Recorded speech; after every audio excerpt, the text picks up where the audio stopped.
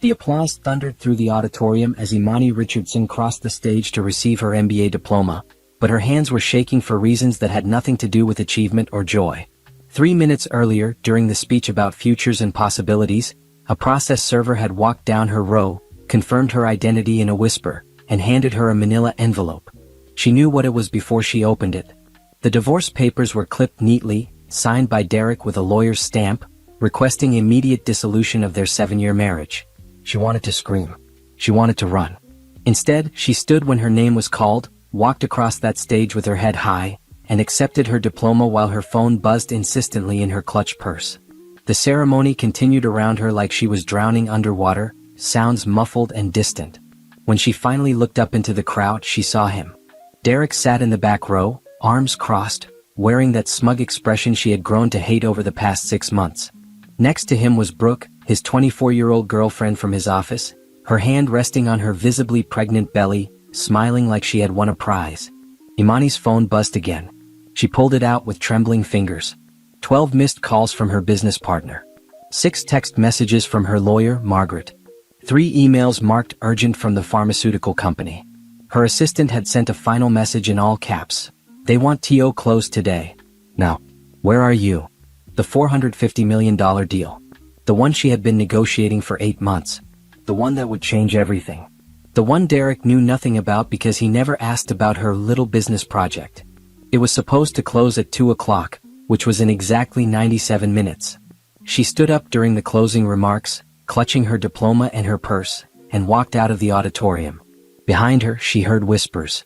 She heard someone laugh. She kept walking. The spring air hit her face as she pushed through the doors, and she finally let herself breathe.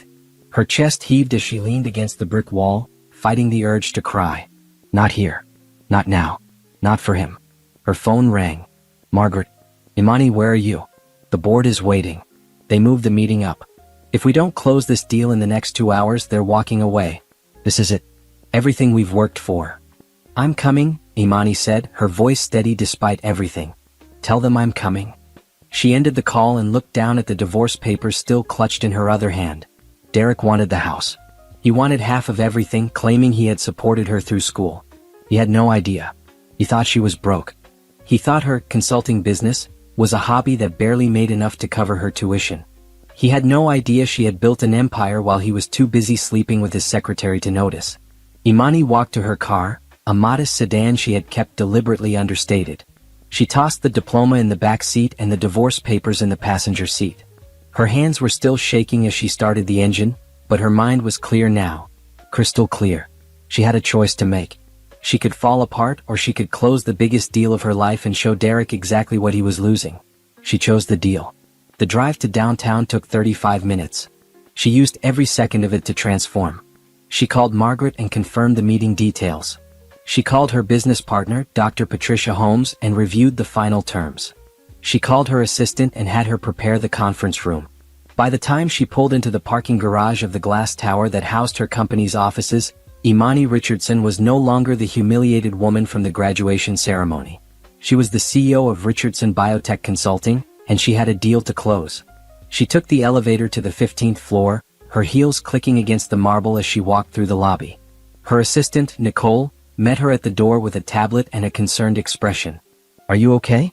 Margaret told me what happened. I'm fine, Imani said, taking the tablet. Is everyone here? They're in conference room A. The entire board flew in from New York. They're ready when you are. Imani nodded and walked to the bathroom first. She looked at herself in the mirror. Her makeup was still perfect. Her hair was still in place. Her cream suit was immaculate. She looked like success, even if she felt like her world was crumbling. She straightened her shoulders, lifted her chin, and walked out. The conference room was filled with 12 executives from Sterling Pharmaceuticals, the third largest drug company in the world. They stood when she entered. Dr. Holmes was already there, sitting at the head of the table, and she gave Imani an encouraging nod. Margaret sat to her right, legal documents spread before her. Gentlemen, Imani said, setting her bag down and taking her seat. Thank you for adjusting your schedule. I apologize for the delay. Shall we begin?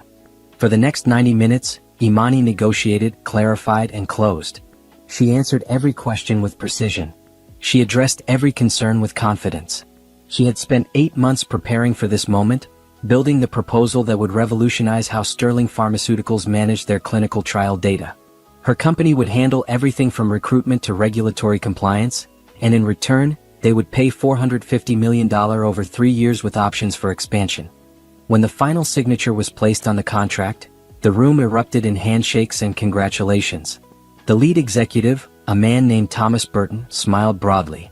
"Ms. Richardson, this is the beginning of a very profitable partnership. Your company's reputation precedes you, but I have to say, you exceeded every expectation today." "Thank you, Mr. Burton," Imani said, shaking his hand firmly. "I look forward to the work ahead." As the executives filed out, Dr. Holmes pulled Imani aside. She was a woman in her 60s, elegant and sharp, who had mentored Imani since her first year of business school. "You did it," Patricia said quietly. "Even after everything that happened today, you did it. I'm proud of you." "I couldn't fall apart," Imani said, her voice finally cracking just slightly. "Not in front of them. Not in front of Derek." "Derek is a fool," Patricia said flatly. "And when the news of this deal breaks tomorrow morning, he's going to realize exactly how big of a fool he is." Imani nodded. Her phone buzzed again. This time it was Derek calling. She declined it and blocked the number. Whatever he wanted, whatever he had to say, she didn't care anymore. She had just secured her future. She had just proven that she didn't need him, had never needed him, and would build something extraordinary without him. The divorce papers were still in her car. Tomorrow she would sign them without contest. Let him have what he thought he wanted. She had something better: freedom, success, and a future he couldn't touch. 3 years earlier, Imani had started Richardson Biotech Consulting in a shared office space with 2 employees and a dream. Derek had laughed when she told him about it over dinner. "That's cute, babe," he had said, not looking up from his phone. "Just don't let it interfere with your real responsibilities." By real responsibilities, he meant cooking his meals, managing his social calendar, and looking good at his company events. She had smiled and nodded, letting him believe what he wanted to believe. That was the beginning of her double life. During the day, while Derek worked at his mid-level finance job and thought she was attending MBA classes or running errands, Imani was building. She was networking with hospital administrators and pharmaceutical executives. She was writing proposals and pitching services. She was solving problems that multi-billion-dollar companies couldn't solve themselves. Her breakthrough came during her second year of business school when she developed a proprietary system for managing clinical trial data that reduced processing time by 40%. A small biotech company took a chance on her, and when she delivered results that exceeded projections, word spread. Then came the referrals. Then came the contracts. Then came the expansion. Dr. Patricia Holmes had been her professor in strategic management and quickly became her mentor and business partner. Patricia had spent 30 years in the pharmaceutical industry before retiring to teach, and she knew everyone worth knowing.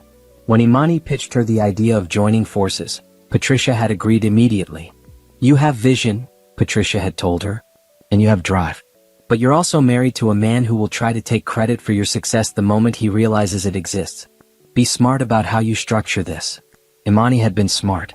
She had created an LLC with Patricia as the majority stakeholder on paper, keeping her own name minimal in the early documents. She had kept separate bank accounts. She had paid for her MBA tuition from company profits while Derek thought she was taking out student loans. She had bought their house through the company's real estate holdings, putting it in a trust that Derek never bothered to read about. He signed where she told him to sign, never asking questions, always assuming she was just handling household paperwork. 6 months ago, she had discovered the affair by accident. She had come home early from a business trip to find Brooke's earrings on the bathroom counter. Not her earrings. Not anything she would ever wear. When she confronted Derek, he didn't even try to deny it. He said he was bored, and that Imani was always busy with school or that business thing, and didn't pay attention to him anymore. She had stared at him, this man she had married at 23, and realized she felt nothing. Not anger. Not sadness. Just a cold, clear certainty that this marriage was over and had been over for a long time. But she didn't scream or throw things or demand he leave. Instead, she said, "We'll talk about this later," and went to sleep in the guest room. The next morning, she called Margaret, the best divorce lawyer in the city, and laid out her situation. Then she called a private investigator. Then she went to work on the Sterling Pharmaceuticals deal with renewed focus because she knew exactly what was coming and she needed to be ready. For 6 months, she played the role of the unsuspecting wife while the investigator documented everything. Derek's hotel visits with Brooke. The money he withdrew from their joint account to buy her gifts. The emails he sent from his work computer, stupid enough to use company servers for personal affairs. Imani collected it all like evidence for a trial because that's exactly what it would be. She also accelerated her business timeline. The Sterling deal had been in negotiation for months, but she pushed harder. She made concessions she normally wouldn't make. She agreed to shorter timelines and tighter margins because she needed this deal closed before Derek realized what was happening. She needed the money secured, the contracts signed, the papers filed with the state showing Richardson Biotech Consulting as a legitimate, thriving company worth millions. Her graduation was supposed to be the finish line. She would get her MBA, close the deal, and then divorce Derek on her terms, with her money protected and her future secured. But Derek had moved faster than she expected. He must have sensed something changing because he had filed first, probably thinking he could claim half of whatever little business she had before she got too successful. He had no idea he was already too late. As Imani sat in her office the evening after closing the Sterling deal, looking out over the city lights, she reviewed the timeline in her mind. Tomorrow morning the news would break. Business journals would report the deal. Her company's valuation would triple overnight. Derek would see his name nowhere in the success story because he had contributed nothing to it. Nicole knocked on her door. "Ms. Richardson? There's a call for you on line 3. He says he's your husband." "Ex-husband," Imani corrected. "And I'm not taking his calls. Block that number too." Nicole nodded and left. Imani turned back to the window. Her phone buzzed with a text from Patricia. "Champagne tomorrow to celebrate properly. You've earned this, my dear. Every single bit of it." Imani smiled. She had earned it. Through sleepless nights and endless negotiations.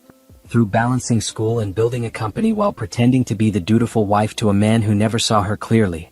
Through staying calm when she wanted to scream, strategic when she wanted to react, patient when she wanted to burn everything down. The divorce papers sat on her desk, still unsigned. She picked them up and read through them again. Derek wanted the house, which was funny because he didn't own it. He wanted half of their assets, which was funnier because most of their assets were actually her assets held in structures he didn't understand. He wanted alimony, which was hilarious because his income had always been higher than what he thought hers was. Tomorrow, Margaret would respond to his filing with a counterproposal that would shatter his illusions completely. They would present the evidence of his affair. They would show the money he had stolen from their joint account. They would demonstrate that the house, the car, the investments he thought were joint property were actually owned by Imani's company. They would offer him exactly nothing except a quick, quiet divorce if he didn't contest. Imani signed the papers on her end, her signature firm and clear. Then she placed them in an envelope for Margaret to file. She was done playing games. She was done pretending. She was done being underestimated. Derek had thrown away 7 years of marriage for a pregnant girlfriend who would leave him the moment his money ran out. Imani had spent those same 7 years building something that would last decades. She knew who had made the better investment. She turned off the lights in her office and headed home to the guest house she had been renting for the past month, the one Derek didn't know about because he never asked where she was sleeping these days. Tomorrow would bring new challenges, but tonight she would rest knowing that she had won the battle before Derek even realized there was a war. The morning after closing the Sterling deal, Imani woke at 5:30 to her phone exploding with notifications. The news had broken faster than expected. Bloomberg had run the story first. Richardson Biotech Consulting secures $450 million contract with Sterling Pharmaceuticals. Forbes followed with an analysis piece. The Wall Street Journal mentioned it in their business briefing.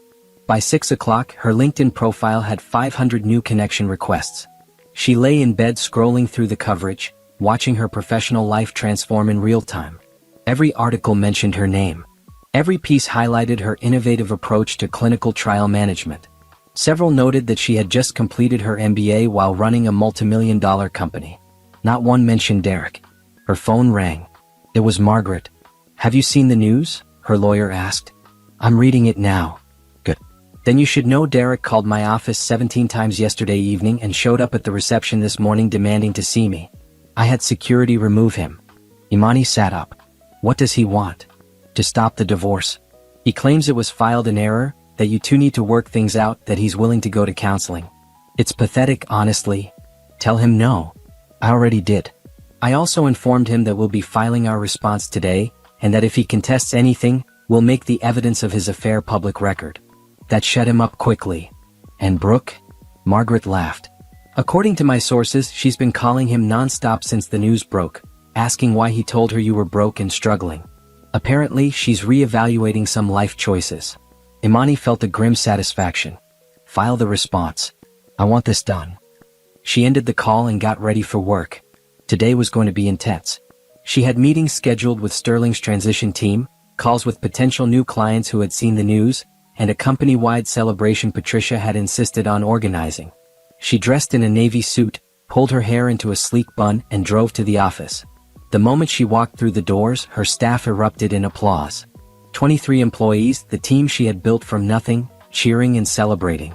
Nicole had decorated the lobby with balloons and a banner that read, "We did it." Someone had brought pastries. The junior analysts were already popping bottles of sparkling cider. Speech, someone called out. Imani laughed and held up her hands. I'm not good at speeches without preparation, but I'll try. 3 years ago, this company was just an idea. Today, we're partners with one of the largest pharmaceutical companies in the world. But this success isn't mine alone. It belongs to every person in this room who took a chance on something new, who worked late nights and early mornings, who believed we could compete with firms 10 times our size. You proved them wrong. We proved them wrong. And this is just the beginning.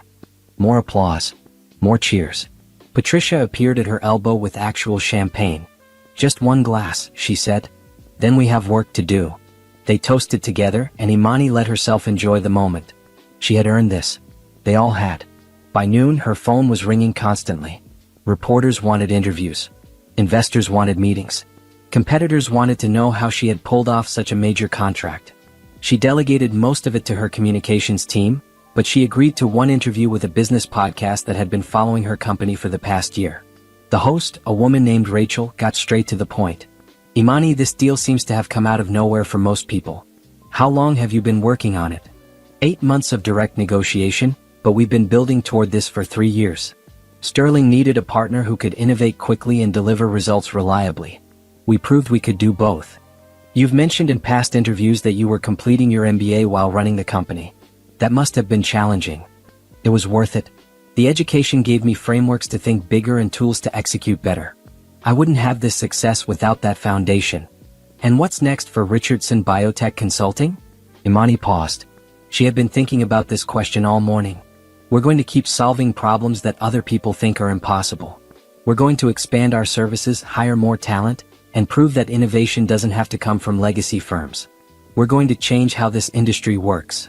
After the interview, she returned to her office to find Derek waiting outside her building. Security had stopped him at the door, but he was visible through the glass, pacing and agitated. She called down to the front desk. Ms. Richardson, the security guard said. There's a man here claiming to be your husband. Should I remove him? Yes. And add him to the no-access list permanently. She watched from her window as security escorted Derek out. He was shouting, gesturing wildly, but she couldn't hear the words and didn't care to. Whatever he had to say, it was too late. The divorce would be final in a matter of weeks. The Sterling deal was signed. Her company was valued at $75 million as of this morning's assessments. She had built something he couldn't touch, couldn't claim, couldn't diminish. That evening, Patricia took her to dinner at an upscale restaurant overlooking the harbor. They sat by the window, champagne in hand, and Patricia raised her glass.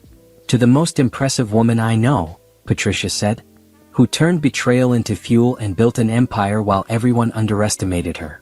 To partnership, Imani replied. I couldn't have done this without you. You could have, Patricia said. But I'm glad you didn't have to. They talked about expansion plans and hiring strategies. They discussed which contracts to pursue next and which to let go. They planned for the future like generals plotting victory after victory. By the time dessert arrived, Imani felt something she hadn't felt in months. Genuine happiness. Her phone buzzed. Another text from an unknown number. She was about to block it when she saw the preview. This is Brooke. We need to talk about Derek. Imani showed Patricia the message. Don't respond, Patricia advised. Whatever she wants, it's not your problem. I know, Imani said, deleting the message. I just find it funny that she thinks we have anything to discuss. She's probably realizing he has no money and wondering if you might help them out of the goodness of your heart. My heart is focused on business right now. It has no room for charity cases. Patricia laughed. Good. Keep it that way. They finished dinner and parted ways. Imani drove back to her guest house, stopping at the mailbox to collect letters. Among the bills and junk mail was an envelope from the courthouse. She opened it in the car. The divorce filing had been updated. Derek had agreed to her terms without contest. No alimony. No division of assets. Just a clean break in mutual non-disclosure. Margaret had added a note. He saw the evidence. He knows he has no leverage. It's over. Imani sat in her car, holding the papers, and felt a weight lift from her shoulders. 7 years of marriage, ended in a legal document that took less than a minute to read. It should have felt sadder. It should have hurt more. But all she felt was relief and anticipation for what came next. She had closed the biggest deal of her life and ended her marriage on the same day. Tomorrow she would start building the next chapter, and this time no one would underestimate her again. Derek Anderson had always thought of himself as smart. Clever even. He had a finance degree from a decent state school, a management position at a respectable firm, and enough charm to get what he wanted from most people. But sitting in his cramped apartment, Brooke's apartment technically since he had moved out of the house 2 weeks ago, staring at his laptop screen, he realized he might have made the biggest mistake of his life. The Bloomberg article was still open in one tab. Forbes was in another. LinkedIn in a third, where his former colleagues were congratulating Imani on her success and pointedly not mentioning him at all. He had called everyone he knew in the business world trying to understand how this had happened. How had his wife, the woman he thought was barely scraping by with a small consulting gig, secured a $450 million contract? Are you even listening to me? Brooke's voice cut through his thoughts. He looked up. She was standing in the doorway, her hands on her hips, her pregnant belly prominent under a tight dress. She had been beautiful when they started their affair. Young, eager, impressed by his junior management title. Now she just looked angry all the time. I'm listening, he lied. I said, when are we going to talk about our future? The baby is due in 4 months. We need a bigger place. We need health insurance. We need a plan. Derek rubbed his face. I'm working on it. You've been working on it for weeks. You said the divorce would be simple, that Imani had nothing, that we'd get the house and move on. But now everyone is saying she's rich. Is that true? It's complicated. Uncomplicated, Derek. Did you lie to me about your wife having money? He had. Of course he had. He had told Brooke that Imani was broke, that her business was failing, that they were living off his salary. He had told her the house was his, that the cars were his, that everything would be theirs once the divorce was final. He had believed it himself. I didn't know, he said finally. She never told me about any of this. She kept it hidden. How do you hide a $450 million deal? I don't know. He slammed his laptop shut. She was always busy with school or meetings, but I thought it was just MBA stuff. I thought she was building some small consulting thing on the side. I had no idea it was this big. Brooke crossed her arms. So what does that mean for us? It means the divorce is going to be more complicated than I thought. Can't you get half? You were married for 7 years. That's got to count for something. Derek had thought the same thing. That's why he had filed quickly, hoping to catch Imani before she got too successful. But then Margaret, Imani's lawyer, had called him personally yesterday and laid out some very uncomfortable facts. The house wasn't his. It was owned by something called the Richardson Holdings Trust, established 4 years ago. Imani was the beneficiary. He had signed papers agreeing to live there rent-free, papers he didn't remember signing but that had his signature all over them.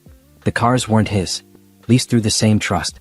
The investments he thought were joint accounts were actually Imani's individual accounts that he had been allowed to see statements for but had no legal claim to. And then there was the other issue. The private investigator had documented everything. The hotels. The gifts he had bought Brooke with money from the joint checking account, the only account he actually had access to. The emails. Margaret had made it very clear. If he contested the divorce or asked for anything, all of that evidence would become public record. His company would find out. His parents would find out. His professional reputation would be destroyed. Derek. Brooke's voice was sharper now. What does it mean for us? It means I get nothing, he said quietly. What? She structured everything so I have no legal claim to any of it. And if I fight her on it, she'll make the affair public. My company has a morality clause in management contracts. I could lose my job. Brooke stared at him. You told me you were getting the house. I thought I was. You told me we'd be comfortable. I thought we would be. You told me she was broke. I thought she was. Derek stood up, his frustration boiling over. How was I supposed to know she was building a company worth millions while pretending to be a struggling MBA student? She lied to me. Or you just never paid attention, Brooke shot back. Did you ever ask about her business? Did you ever go to her office? Did you ever show any interest in what she was doing? He hadn't. He knew he hadn't. Imani had mentioned meetings and clients and proposals, but he had tuned it out. It was easier to think of her business as a hobby, something she did to feel important while he was the real breadwinner. Except now it turned out she had been the breadwinner all along, and he had been too blind to notice.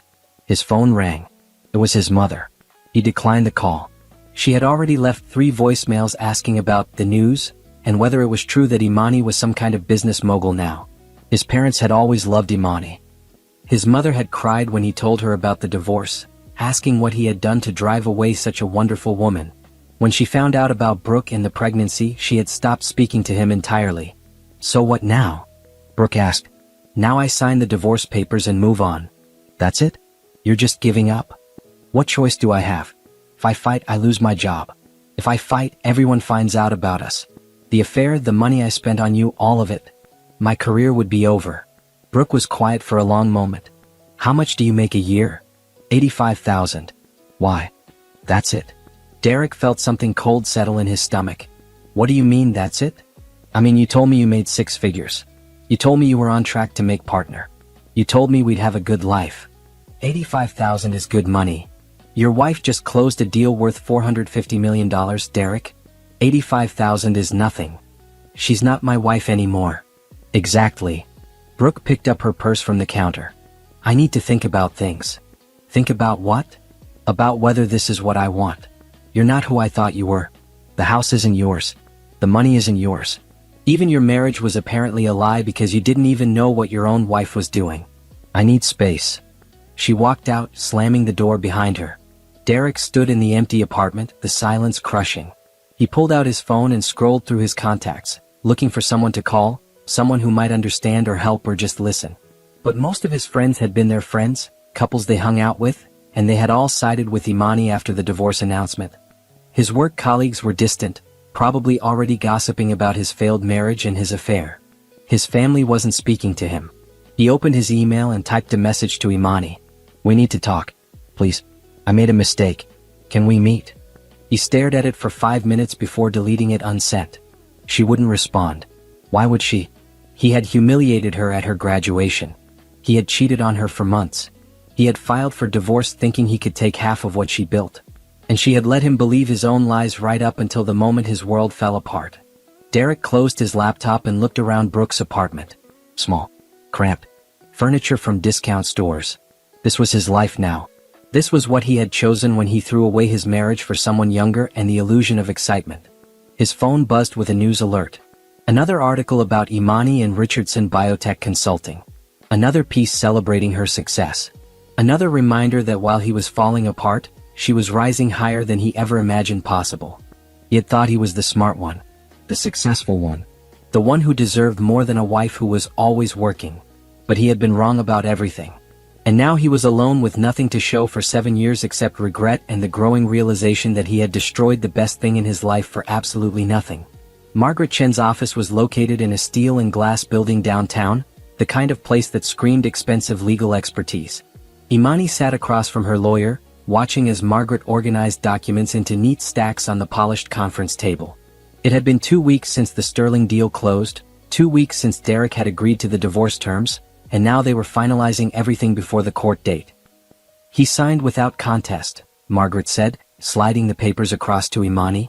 No alimony. No asset division. Clean break. You just need to review and initial here, here, and here. Imani scanned the documents. Everything was as they had discussed. The house remained in the Richardson Holdings Trust. The cars, the investments, the business assets, all untouched. Derek walked away with his personal belongings, his car, and his pride in tatters. What about the evidence? Imani asked.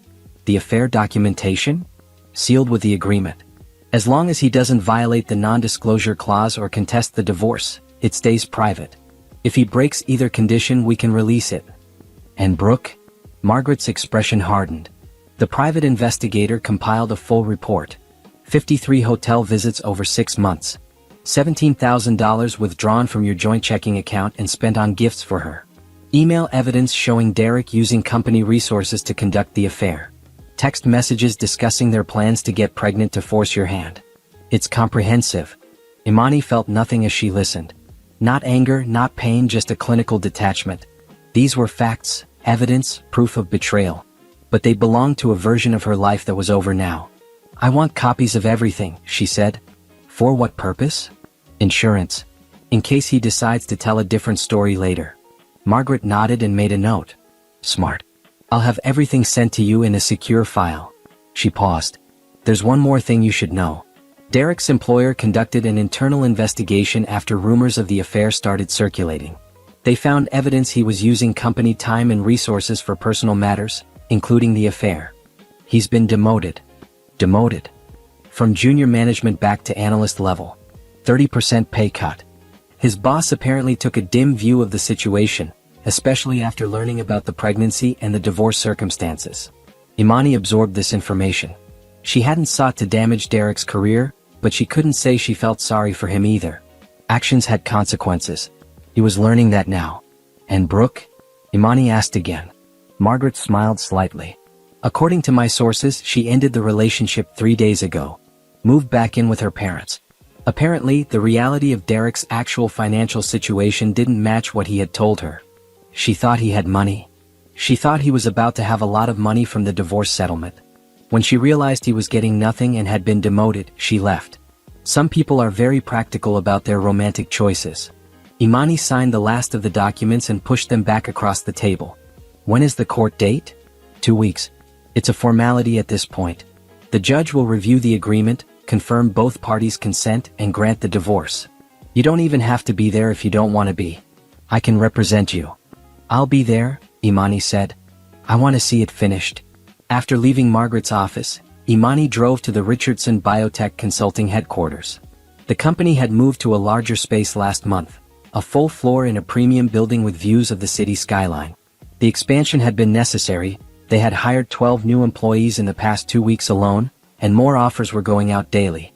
Nicole met her at the elevator with a tablet and her usual efficient smile. Ms. Richardson, you have 3 calls to return, a meeting with the Sterling transition team at 2, and Dr. Holmes wants to see you when you have a moment. Tell Patricia I'll come to her office now. Push the calls to tomorrow and confirm the Sterling meeting. Imani found Patricia in her corner office, reviewing contracts. Her mentor looked up and gestured to the chair across from her desk. How did it go with Margaret? Patricia asked. It's done. Court date in 2 weeks, then it's official.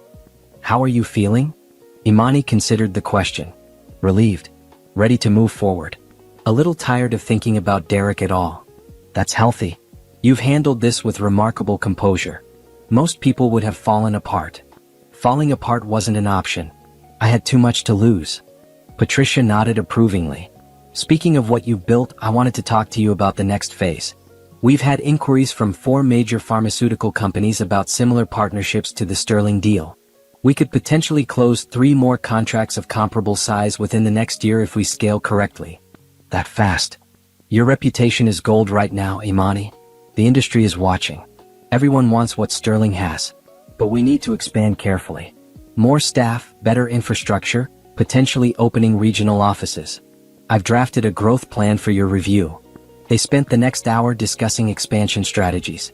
Patricia's plan was aggressive but logical. Hire specialists in regulatory compliance, open an office in Boston to serve East Coast clients, invest in proprietary software development to strengthen their competitive advantage. The projections showed the company reaching a valuation of $200 million within 18 months. This is ambitious, Imani said, reviewing the numbers. You're ambitious. That's why it works. But you'll need to stay focused. No distractions. Imani knew what Patricia meant. No time for dwelling on the divorce, no energy wasted on Derek or Brooke or any of it. Just forward momentum. I can do that, she said. That evening, Imani returned to the house for the first time in weeks. Derek had moved out completely, taking his clothes and personal items and leaving everything else. She walked through the rooms, seeing them with fresh eyes. This had been their home, but it had never really felt like theirs. It had always been hers, purchased with her money, furnished with her choices, maintained through her effort while Derek just existed in it. She found a bottle of wine in the kitchen, poured a glass, and sat on the back patio watching the sunset. Her phone buzzed with messages, congratulations from business contacts, meeting requests, interview inquiries. She ignored them all for the moment and just sat with her thoughts. 7 years of marriage reduced to legal documents and evidence files. 7 years of trying to make it work, of believing Derek would eventually see her, appreciate her, support her. 7 years of being wrong. But those same 7 years had also taught her resilience. They had taught her to trust herself, to build something that couldn't be taken away, to protect what mattered. In a strange way, Derek's betrayal had freed her. If he hadn't cheated, she might have stayed in the marriage out of obligation or comfort. She might have continued pretending everything was fine while her potential withered. Instead, she had built an empire. She had proven her worth not just to him but to herself. She had transformed pain into power and betrayal into fuel for success. Her phone rang. It was a number she didn't recognize. She almost declined it, then decided to answer. Hello? Imani? It's Derek's mother, Susan. Imani sat up straighter. She hadn't spoken to Susan since before the divorce filing. Hi, Susan. I wanted to call and apologize. For my son. For everything he did to you. I raised him better than this, and I'm ashamed of his behavior. You don't need to apologize for him. Maybe not, but I want you to know I think he's a fool. I saw the news about your company. I'm so proud of you. You always were too good for him. Imani felt unexpected emotion tighten her throat. Thank you. I also wanted you to know that his father and I have cut him off financially.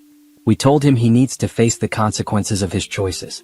That girl he got pregnant left him, did you know? I heard. Good. She was using him just like he used you. Except you actually loved him and he threw it away. I hope you find someone who deserves you, Imani. You deserve the world. After they ended the call, Imani sat in the gathering darkness and let herself cry. Not for Derek, not for the marriage, but for the version of herself who had tried so hard to make it work. That woman was gone now, replaced by someone stronger, wiser, and infinitely more capable. The evidence files sat in her email, proof of betrayal and lies. But she didn't need them anymore. The truth was already clear. She had won not by fighting dirty but by building. Something so successful that Derek's actions became irrelevant. His cheating, his attempts to take what wasn't his whole petty scheme. None of it mattered because she was already so far beyond him that he couldn't touch her even if he tried. Imani finished her wine, locked up the house, and drove back to her guest house. In 2 weeks, the divorce would be final. In 2 weeks, she would be free to focus entirely on the future. And that future looked brighter than anything she had imagined when she was sitting in that graduation ceremony, divorce papers in hand, wondering if she had the strength to keep going. She had been strong enough. She had always been strong enough. And now everyone knew it. 6 months after the divorce was finalized, Imani stood on a stage in New York City accepting the Businesswoman of the Year award from the National Women in Business Association. The ballroom was filled with 500 industry leaders, investors, and media representatives. Her company had just closed its second major contract, this time with Apex Therapeutics for $680 million over 4 years. Richardson Biotech Consulting now employed 72 people across 3 offices and had a valuation of $300 million. When I started this company 3 years ago, Imani said into the microphone, I had 2 employees, 1 client, and a lot of people who thought I was crazy to try competing with established firms. Today, we're proof that innovation, dedication, and strategic thinking can disrupt even the most traditional industries. But this award isn't just mine. It belongs to every person who took a chance on Richardson Biotech, every employee who believed in our vision, and every client who trusted us to deliver results. Thank you. The applause was thunderous. As she walked off stage holding the Crystal Award, she was immediately surrounded by journalists and executives wanting to congratulate her, ask questions, propose partnerships. Patricia appeared at her elbow, expertly guiding her through the crowd to a quieter corner. You handled that beautifully, Patricia said. I've had practice. This is the 4th award this quarter. And you deserve every one. Have you seen the latest analyst reports? They're predicting we'll be worth over $1 billion within 2 years if we maintain this trajectory. Imani had seen the reports. She had also seen the acquisition offers. 3 major consulting firms and 2 private equity groups had approached her about buying Richardson Biotech. She had declined them all.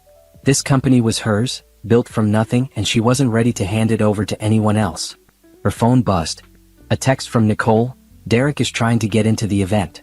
Security has him at the door. What should I do? Imani showed the message to Patricia. He's here? Patricia's expression darkened. Apparently. Trying to get in. Do you want me to handle it? No. I'll take care of it. Imani excused herself and walked to the ballroom entrance. Through the glass doors, she could see Derek arguing with a security guard, gesturing animatedly. He looked different, thinner, tired, his suit slightly rumpled. She pushed through the door. Ms. Richardson, the security guard said, relieved. This man claims he knows you. I do know him, Imani said calmly. But he's not on the guest list. Please escort him out. Derek turned to her. Imani, please. I just want to talk to you for 5 minutes. No. I made mistakes. I know that. But you can't just cut me out completely. We were married for 7 years. We're. Past tense. Now we're nothing. You made your choices, Derek. Live with them. I lost everything because of you. You lost everything because of you, Imani corrected. You cheated. You stole money from our account. You tried to claim assets that weren't yours. You humiliated me at my graduation. Every consequence you're facing is the result of your own actions. You could help me. You have so much now. You could give me a job, a loan, something. I'm barely making it. Imani stared at him. 6 months ago, this conversation might have hurt. She might have felt guilt or obligation. Now she just felt tired of his presence. You're not my responsibility. You never were, apparently, since you were so focused on yourself that you didn't even notice me building a company worth hundreds of millions. Security, please remove him. As the guard escorted Derek away, he shouted back at her. This isn't over. You think you're so successful now, but I know the truth. You hid money from me. You manipulated everything. Imani watched him go, then turned back to the ballroom. Several people had witnessed the scene, but she held her head high as she returned to the event. Patricia was waiting with champagne. Was that necessary? Patricia asked quietly. Completely. He needed to understand that begging won't work, threats won't work, and I'm not interested in his version of the story. Now everyone here knows it too. The rest of the evening passed in a blur of networking and celebration. Imani spoke with potential clients, posed for photos, gave an impromptu interview to a business magazine. By the time the event ended, she was exhausted but satisfied. Back in her hotel suite, she kicked off her heels and collapsed on the couch. The award sat on the table, catching light from the city skyline visible through the floor-to-ceiling windows. She had come so far in such a short time. From the humiliation of that graduation ceremony to this moment, standing on a stage accepting recognition for her achievements. Her phone rang. An unknown number again. She was about to decline when she decided to answer. Hello? Ms. Richardson? This is Thomas Burton from Sterling Pharmaceuticals. I apologize for calling so late. Mr. Burton. Is everything all right with the contract? Better than all right. I'm calling because I was at the award ceremony tonight. I saw what happened with that man who tried to get in. Imani closed her eyes. Of course he had seen. I want you to know, Thomas continued, that it impressed me. You handled a difficult personal situation with grace and firmness. Those are qualities we value in our partners. I'm calling to inform you that Sterling wants to expand our contract. We're prepared to add another $200 million for additional services. I'll have my team send over the proposal tomorrow. After the call ended, Imani sat in stunned silence. Derek's attempt to embarrass her had backfired completely, resulting instead in an even bigger deal. She laughed, the sound echoing in the empty suite. Everything he touched turned to disaster for him and success for her. The next morning, business news outlets ran stories about the awards ceremony. Most focused on her speech and her company's growth. A few mentioned the disruption outside the ballroom, describing it as an unnamed individual attempting to gain access, without identifying Derek. Imani's team had handled the narrative perfectly. By the time she returned to her office the following week, the Sterling expansion was signed and 3 new client inquiries had come in. Her calendar was booked solid for the next 2 months with meetings, conferences, and speaking engagements. The company was hiring at record pace, and Patricia had started planning for an international expansion into European markets. Imani reviewed the growth metrics with her executive team. 72 employees would become 100 within a quarter. 3 offices would become 5. $300 million valuation would likely hit $500 million by year end. They were on track to become one of the largest independent biotech consulting firms in the world. It's almost overwhelming, Nicole said during a break in the meeting. A year ago we were celebrating the Sterling deal. Now we're talking about European offices and billion-dollar valuations. It's not overwhelming, Imani said. It's what we planned for. Every step has been strategic and intentional. We're just executing the vision. That evening, as Imani drove home, to the house she now lived in alone, fully paid off and entirely hers, she reflected on the past 6 months. Derek was struggling in a demoted position, living in a small apartment, abandoned by Brooke and his parents. She was thriving, building, succeeding beyond even her own ambitious goals. Some people would call it revenge. Imani called it consequences. She hadn't destroyed Derek's life. She had simply built her own so successfully that his attempts to diminish her had become laughably irrelevant. His affair, his divorce filing, his attempts to claim what wasn't his, none of it had stopped her. If anything, it had motivated her to move faster, reach higher, prove more decisively that she was capable of extraordinary things. The best revenge wasn't destroying your enemies. It was building a life so magnificent that their actions became footnotes in a much larger success story. Derek would always be the man who divorced Imani Richardson on her graduation day, unaware she was about to close a $450 million deal. That was his legacy now. And hers was still being written, one achievement at a time. 8 months after the divorce, Imani attended the Global Biotech Summit in San Francisco. The 3-day conference brought together industry leaders, investors, and innovators from around the world. Richardson Biotech Consulting was a platinum sponsor, and Imani was scheduled to deliver a keynote address on the second day about disrupting traditional pharmaceutical partnerships. She arrived at the conference hotel the evening before her speech, checked into her suite, and headed to the welcome reception. The ballroom was crowded with familiar faces and new ones. She spent the first hour networking, discussing industry trends, fielding questions about her company's rapid growth. It was exhausting and exhilarating in equal measure. Ms. Richardson? I come here when I need a break from the tech world. Nobody talks about funding rounds or market disruption. They just eat good food and enjoy the moment. Over the next 2 hours, they talked about everything except business. Julian told her about growing up in Seattle, his degree in molecular biology before switching to finance, his love of sailing. Imani found herself sharing stories about her childhood in Atlanta, her decision to pursue business instead of medicine like her parents wanted, her passion for solving complex problems. Can I ask you something personal? Julian said over dessert. Depends on the question. The articles about you never mention your divorce directly, but I know it happened around the time of the Sterling deal. That must have been difficult timing. Imani appreciated that he was direct. My ex-husband filed for divorce on my graduation day. Same day the Sterling deal closed. He thought I was broke and wanted to claim half of what he believed was nothing. Turned out to be very different from what he expected. That's awful. I'm sorry you went through that. I'm not. It freed me to focus completely on building something that mattered. If he hadn't shown his true character, I might have stayed in that marriage for years out of obligation. Still, it takes strength to handle that kind of betrayal and still close the biggest deal of your career on the same day. I didn't have a choice. The deal was too important to let personal drama derail it. Julian looked at her thoughtfully. You know what I find most impressive about you? It's not the deals or the valuation or the awards, though those are remarkable. It's that you turned a devastating situation into fuel for extraordinary success. Most people would have fallen apart. You built an empire instead.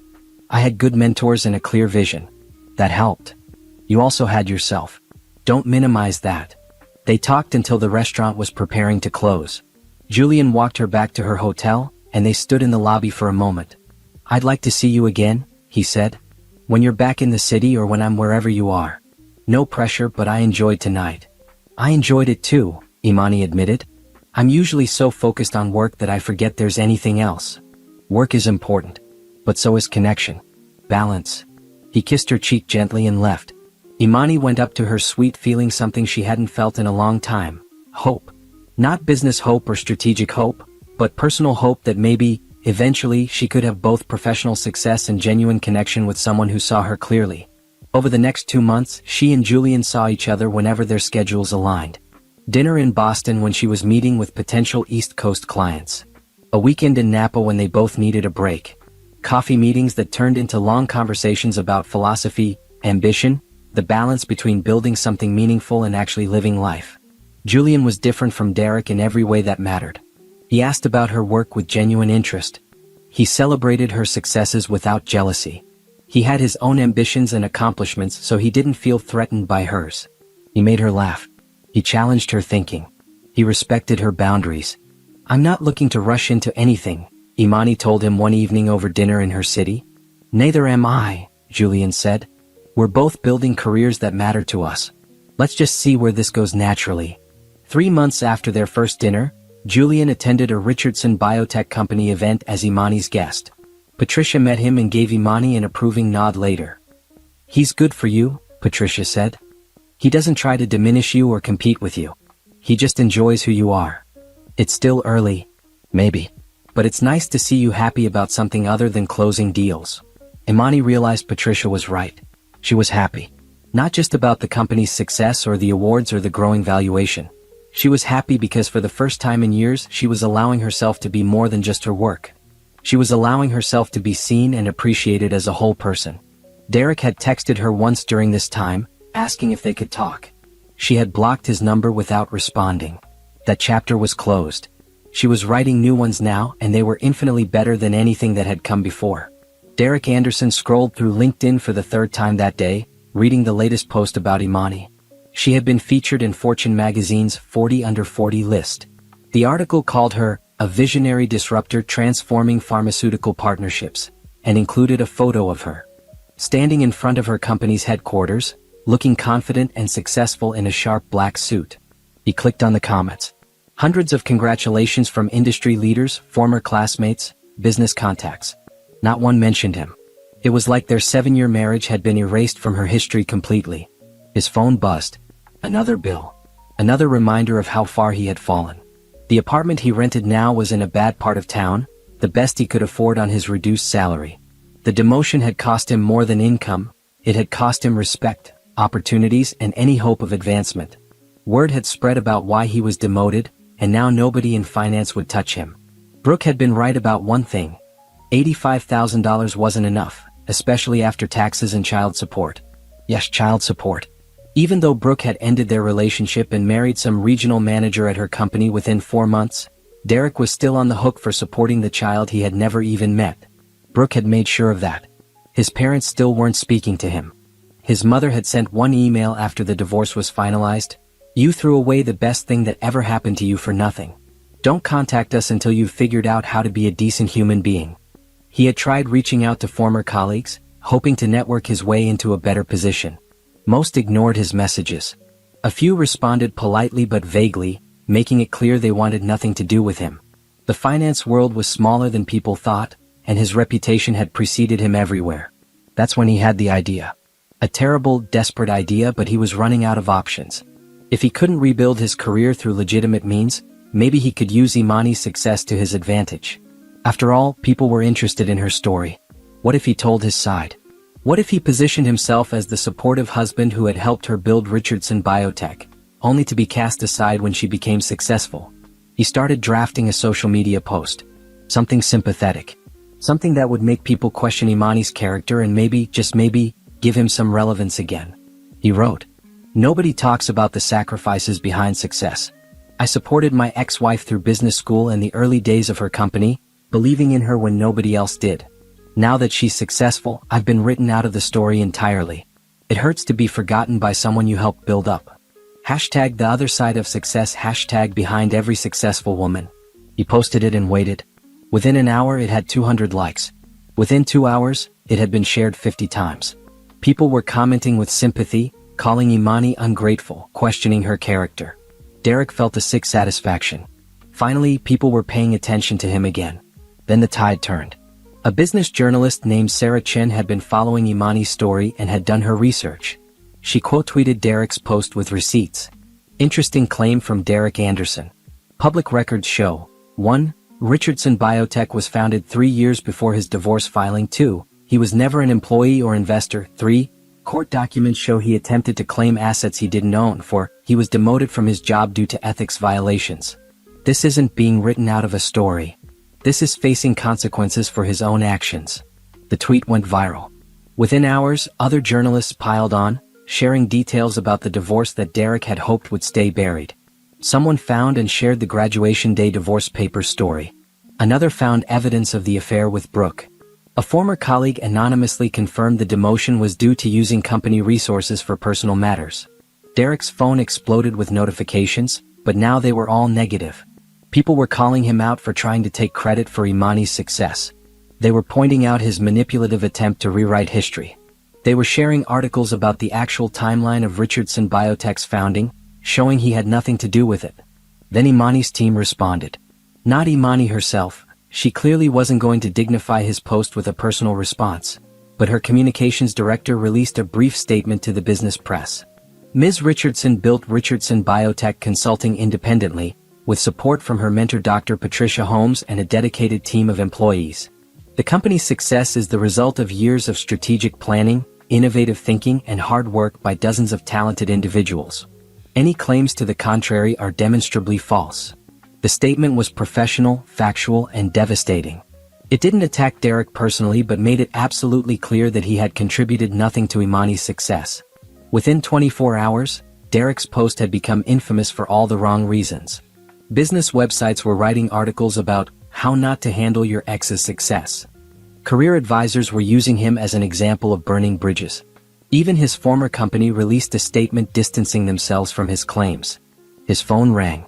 It was his lawyer, the one who had handled the divorce. Derek, what were you thinking? Do you have any idea how much damage you just did to yourself? I was just trying to tell my side of the story. Your side of the story is documented in court records showing you cheated, stole money, and tried to claim assets that weren't yours. And now you've reminded everyone of that publicly. I'm getting calls from journalists asking if they can access the divorce files. If this continues, your entire settlement agreement could be voided and everything could become public record. Derek's stomach dropped. What do I do? Delete the post. Issue an apology. And for God's sake, stop talking about Imani Richardson. Derek deleted the post with shaking hands, but the damage was done. Screenshots had already circulated. News articles had already been written. His attempt to ride Imani's success had backfired spectacularly, making him look even worse than before. That evening, sitting alone in his cramped apartment, Derek finally understood the depth of his mistake. Not just the social media post, but everything. Every choice that had led him to this moment. He had taken Imani for granted. He had cheated because he was bored, not because she wasn't enough. He had filed for divorce thinking he was getting ahead of her success, not realizing she was already far beyond him. He had tried to claim what wasn't his because he felt entitled to her achievements even though he had contributed nothing to them. And now he was alone, broke, and publicly humiliated while she was building a billion-dollar empire and dating a successful venture capitalist who actually deserved her. His phone buzzed. Another bill. Another reminder. Another consequence of his own terrible choices. Derek looked at the photo of Imani from the Fortune article still open on his laptop. She looked happy, confident, and completely unbothered by his existence. He had once been married to this remarkable woman, and he had thrown it all away for nothing. The worst part wasn't the money or the career damage or even the public humiliation. The worst part was knowing that he had destroyed the best thing in his life through his own selfishness and stupidity, and there was absolutely nothing he could do to fix it. Imani Richardson had won completely, not by destroying him but by being so successful that his attempts to matter became pathetic footnotes in a much larger story. And he would spend the rest of his life watching her rise higher while he remained exactly where he was. Alone, bitter, and entirely responsible for his own misery. 1 year after the divorce, Imani stood backstage at her alma mater's business school, preparing to deliver the commencement keynote address. The same ceremony where Derek had served her divorce papers was now inviting her back as the featured speaker. The irony wasn't lost on her. 5 minutes, Ms. Richardson, the event coordinator said. Imani nodded and checked her reflection one last time. Navy suit, confident posture, calm expression. She looked like success because she was success. Richardson Biotech Consulting had officially been valued at $1.2 billion last quarter. They now employed 147 people across 5 offices in 3 countries. The company had closed deals worth over $2 billion in total contract value. She was 32 years old and running one of the fastest growing consulting firms in the healthcare industry. The coordinator led her to the stage entrance. Through the curtain, she could see the auditorium filled with graduating students, their families, faculty members. Somewhere in the back, uninvited but present according to security reports, was Derek. He had apparently bought a ticket through a secondary market, hoping to, what? She didn't know and didn't care. The dean introduced her with glowing remarks about her achievements, her innovation, her leadership. Then Imani walked out onto the stage to thunderous applause. She stood at the podium and looked out at the crowd. All these young faces, full of hope and ambition and uncertainty about their futures. She had been one of them just a year ago, sitting in those seats, holding her diploma and divorce papers simultaneously. "Thank you, Dean Morrison," Imani began. "It's an honor to be here, especially considering the last time I sat where you're sitting now was eventful." A ripple of knowing laughter went through the crowd. The story had become somewhat famous in business school circles. "I'm not going to pretend that day wasn't devastating," Imani continued. "I worked hard for my MBA while building a company, and I thought graduation would be a celebration of everything I had accomplished. Instead, it became one of the worst days of my life. But it also became a turning point because I had a choice in that moment. I could fall apart, or I could prove to myself and everyone else what I was capable of achieving." She paused, letting the words settle. "I chose achievement. I walked out of this auditorium, drove to my office, and closed a $450 million deal. That choice changed everything.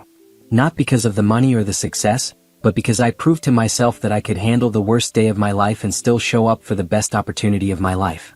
The audience was silent, listening intently. "Here's what I learned from that experience and the year that followed. Your success isn't defined by what happens to you. It's defined by how you respond to what happens to you. People will underestimate you. People will betray you. People will try to claim credit for your work or diminish your achievements. But none of that matters if you stay focused on building something meaningful." Imani looked directly at the section where security had indicated Derek was sitting. She couldn't see him specifically in the crowd, but she knew he was there. Some of you might be going through difficult situations right now. Relationship problems, financial stress, self-doubt about whether you're good enough to compete in your chosen field. I want you to know that those challenges don't define your future unless you let them. Use them as fuel. Use them as motivation. Use them to prove to yourself what you're capable of achieving when you refuse to give up. She spent the next 20 minutes sharing practical advice about building careers, negotiating partnerships, managing growth, staying ethical in competitive industries. She talked about the importance of mentorship, citing Patricia's guidance. She discussed failure, recounting early rejections and setbacks that had taught her valuable lessons. She emphasized strategic thinking over reactive decision-making. In closing, Imani said, "I want to leave you with this. The best response to people who doubt you isn't anger or revenge. It's building something so remarkable that their opinions become irrelevant. Success isn't about proving other people wrong. It's about proving yourself right. Go build something that matters. Do it with integrity. And never, ever let anyone convince you that you're not capable of extraordinary things." The standing ovation lasted 3 minutes. Students were crying, cheering, taking photos. Imani soaked it in, this moment of pure vindication. 1 year ago, she had walked out of this very building humiliated and heartbroken. Now she was standing on this stage as a symbol of resilience and achievement.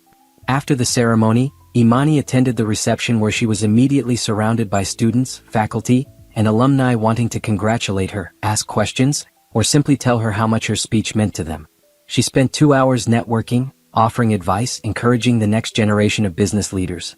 She noticed Derek standing near the exit, watching her. He looked older, tired, diminished.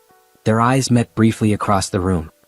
He started to walk toward her, but security intercepted him, gently but firmly escorting him away. She had given specific instructions. He was allowed to attend the public ceremony, but not to approach her at any private events. Patricia appeared with champagne. "That speech was perfect. You gave them hope without sugarcoating the reality of what it takes to succeed. I just told the truth. About the struggles and the victories." "And Derek?" Security removed him. "I didn't even have to acknowledge his presence." "Good. You've moved so far beyond him that even letting him speak to you would be giving him more attention than he deserves." Later that evening, Imani returned to her office to find her team had decorated the conference room with congratulations banners. Nicole had organized a small celebration with the senior staff. To Imani, Nicole toasted, "Who showed all of us what's possible when you refuse to let circumstances define your future." They celebrated the speech, the company's growth, the upcoming expansion into Asian markets. Imani felt surrounded by people who genuinely appreciated her, who had worked alongside her to build something meaningful, who understood that success was a team effort even if she was the face of it. Her phone buzzed. A text from Julian: "Watched the live stream of your speech. You were brilliant. Proud of you. Dinner tomorrow to celebrate?" She replied, "Yes. Looking forward to it." They had been together for 6 months now, taking things slowly, building a relationship based on mutual respect and genuine connection. He supported her ambitions without trying to compete with them. He had his own successful career and understood the demands of building something significant. He made her laugh and challenged her thinking and never once tried to diminish her achievements. As Imani drove home that night, she reflected on the past year. She had gone from devastated and divorced to successful and thriving. She had built a billion-dollar company, earned industry recognition, inspired the next generation of business leaders, and found a partner who actually deserved her.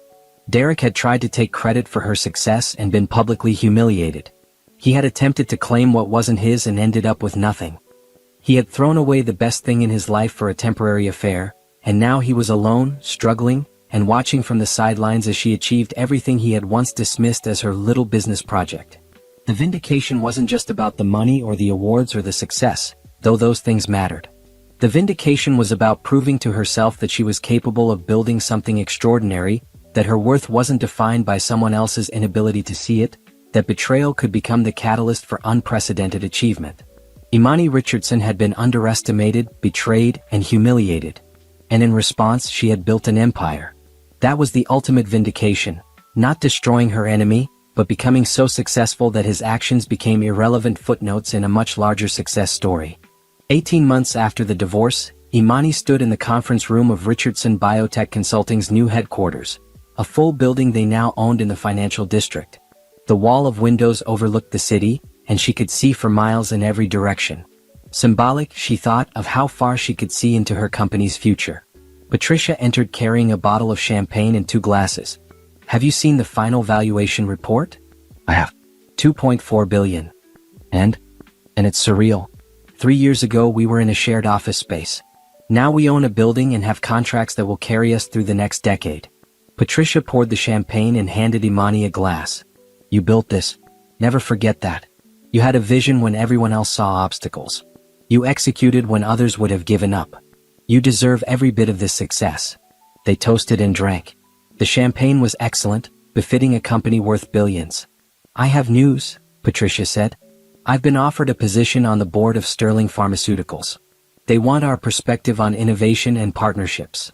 "That's incredible. Are you taking it?" "Only if you're comfortable with me stepping back from day-to-day operations here. I'll remain a partner and advisor, but you'll be running everything directly." Imani felt a flutter of nervousness quickly replaced by confidence. "I can handle it." "I know you can. That's why I'm comfortable stepping back.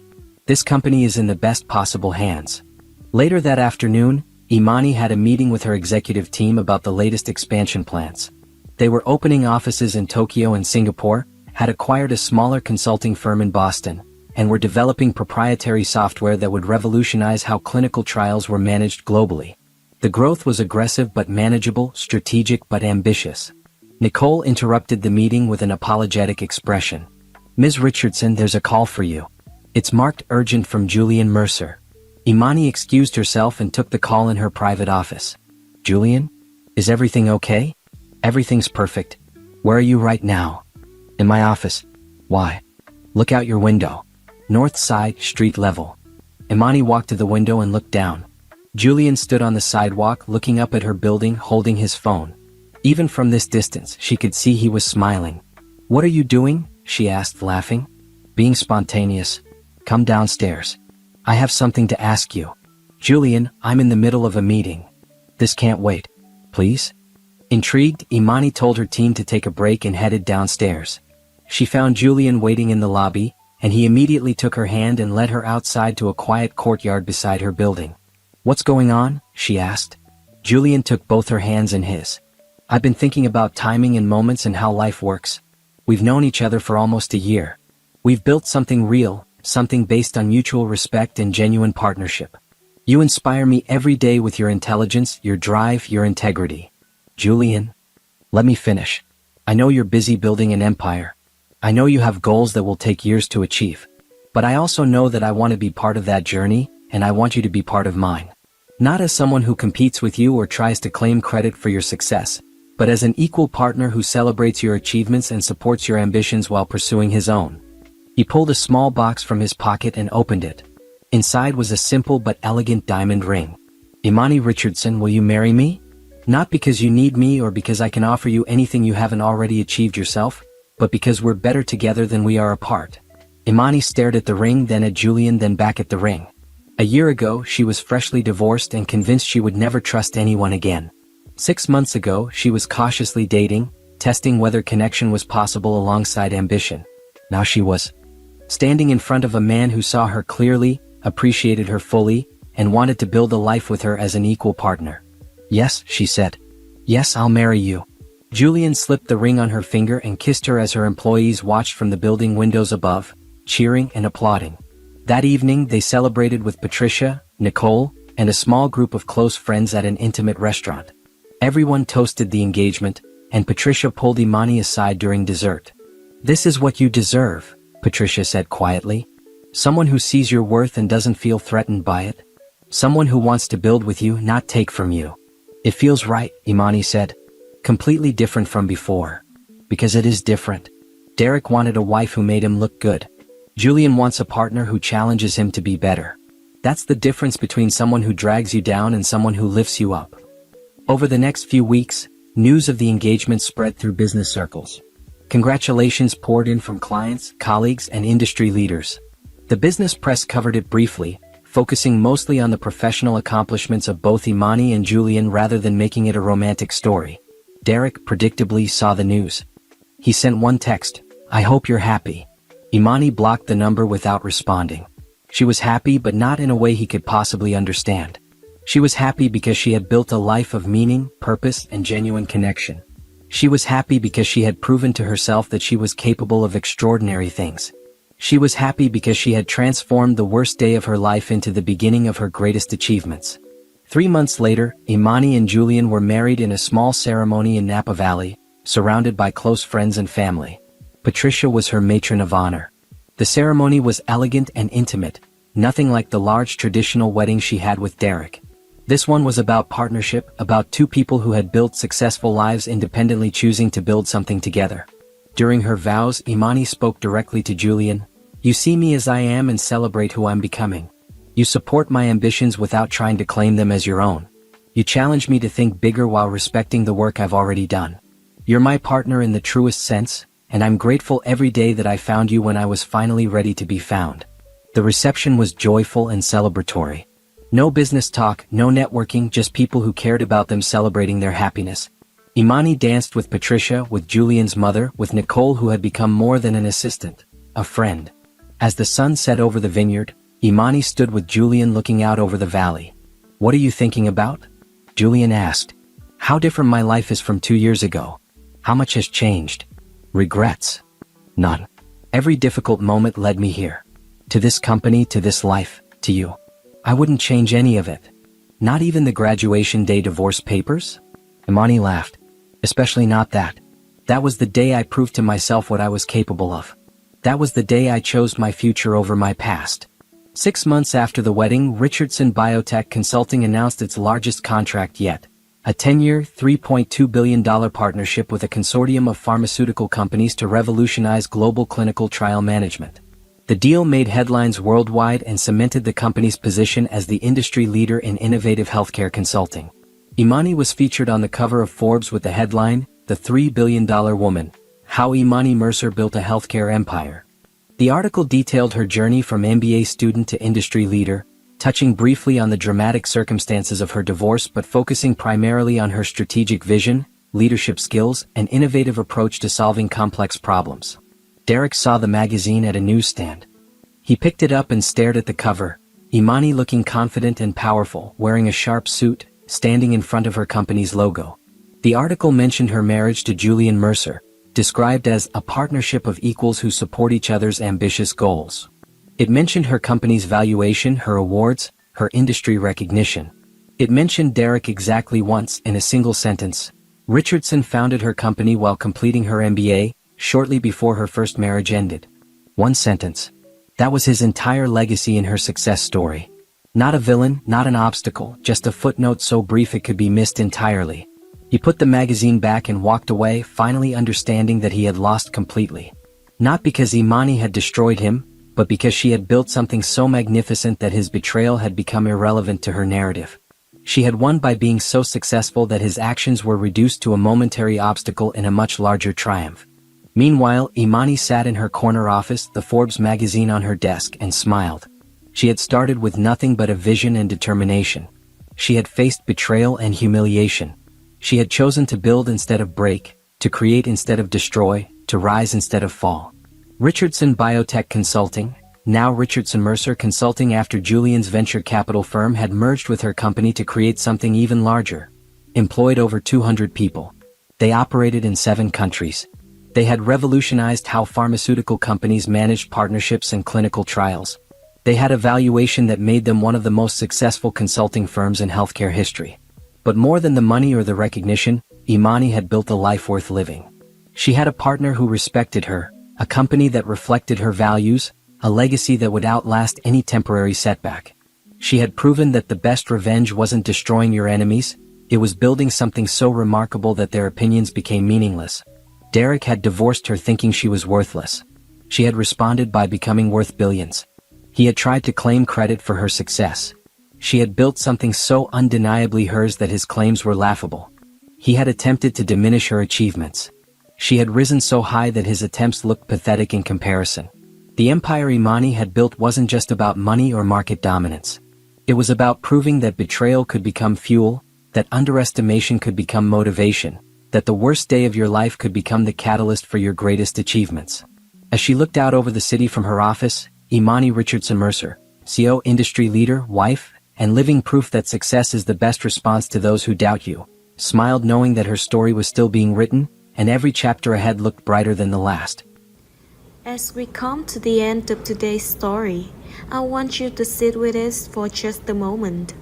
Not just as the story, but as the reflections of something deeper. Because what you just witnessed isn't only about one woman's journey. It's about a truth that echoes far beyond this screen. It's about resilience that refuses to break, even when the world demands silence. It's about strength that isn't always loud, but always present, steady, unshaken, and undeniable. That even in the face of injustice, betrayal, poverty, or pain, there is something within these women that cannot be erased. A fire, a voice, a power that rises, no matter how many times it's pushed down. And maybe as you watch this story unfold, you saw more than just a character. Maybe you saw pieces of real life. Maybe you saw struggle that felt familiar. Maybe you saw courage that reminded you of someone or even yourself. Because these stories, while fictional, are rooted in something very real. They are inspired by lived experiences, by untold stories, by voices that deserve to be heard louder and clearer than ever before. Black women have always carried strength in ways the world often overlooks. They've turned pain into purpose. They've turned silence into resistance. They've turned survival into something powerful, something transformative. And that's why this story exists. Not just to entertain but to honor. Not just to tell but to remind. Not just to show struggle but to celebrate the rise. Every scar you see in these stories represents something survived. Every tear represents something endured. And every victory, no matter how small, represents something deeply, profoundly powerful. So if today's story moved you, if it made you feel something, if it stayed with you even after the screen fades to black, then it has done exactly what it was meant to do. And I want to invite you to be part of this journey, because there are so many more stories to tell, so many voices to amplify, so many moments of truth, pain, courage, and triumph that deserves to be seen and heard. If you believe in stories that carry meaning, if you believe in strength that rises against odds, if you believe in truth, in resilience and in the unstoppable spirit of Black women, then this is your space too.